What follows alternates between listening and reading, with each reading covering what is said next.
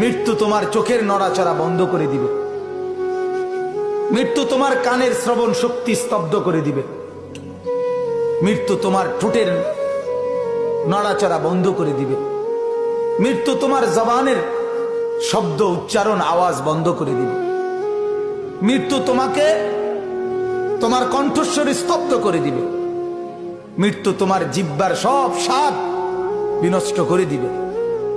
অচিরেই রূহ চলে যাবে, আর কিছুই থাকবে না তোমার।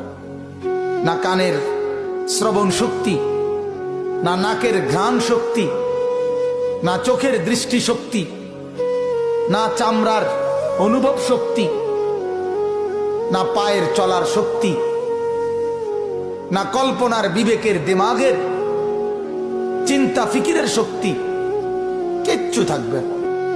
আল্লাহর নবী এটাই বলছেন, সব কিছু